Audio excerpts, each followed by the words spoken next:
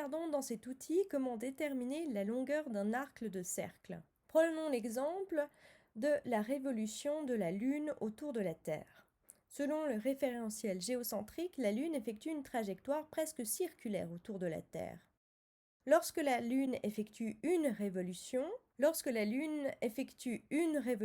c'est-à-dire un tour complet autour de la Terre, l'angle qu'elle a parcouru est de 360 degrés. Avant de nous intéresser à la distance parcourue par la Lune lorsqu'elle n'effectue pas une révolution complète, rappelons tout d'abord comment calculer la distance effectuée par la Lune lors d'une révolution complète. Cette distance est mesurée par la formule du périmètre d'un cercle. Le périmètre est égal à 2 fois pi fois r, où r est le rayon de ce cercle. Ici, la distance entre le centre de la Terre et le cercle effectué par la Lune lors de sa rotation. Lorsque la Lune n'effectue pas une révolution complète, l'angle se trouvant entre sa position initiale et sa position finale est inférieur à 360 degrés. Si la Lune effectue par contre plus d'une révolution, l'angle entre son point de départ et son point d'arrivée sera supérieur à 360 degrés. Dans l'exemple qui nous intéresse, l'angle effectué entre le point de départ de la Lune et le point d'arrivée, β, est égal à 40 degrés. On cherche alors à calculer la distance effectuée par la Lune.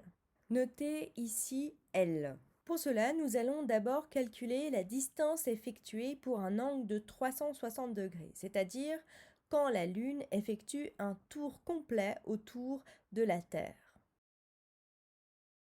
Cette distance est égale au périmètre du cercle effectué par la Lune. D égale 2 fois pi fois r. Si et seulement si, en remplaçant les données, on change r par la distance Terre-Lune. Dans cet exercice, on a choisi sciemment d'ignorer le rayon de la Terre. Si et seulement si, effectuons le calcul, D égale 2 415 256 km. Mais quel lien me direz-vous avec la distance L effectuée par la Lune sur notre schéma? Eh bien, c'est tout simple. La distance L est un arc de cercle et la longueur de l'arc de cercle est proportionnelle à l'angle. Par conséquent, l'arc de cercle complet pour un angle de 360 degrés vaut 2 415 256 km. Nous cherchons donc à savoir combien de kilomètres, L kilomètres, sont équivalents à 40 degrés. Il suffit donc d'appliquer un produit en croix. 2 415 256 sur 360 sont égales à L, notre inconnu, sur 40. Si l'on reprend le calcul que nous avons vu dans la diapositive suivante et qu'on applique le produit en croix, L est égal à 2 415 256 fois 40 divisé par 60, ce qui est égal à 268 362 km. Comme à chaque fois, on n'oublie jamais de mettre les unités. Comment bien rédiger sa réponse? Tout d'abord, il faut rappeler les informations que l'on possède. Pour cela, on utilise les deux outils. Sachant que qui permet de rappeler les formules utilisées, les théories utilisées ainsi que les données, et alors pour présenter l'application de notre calcul.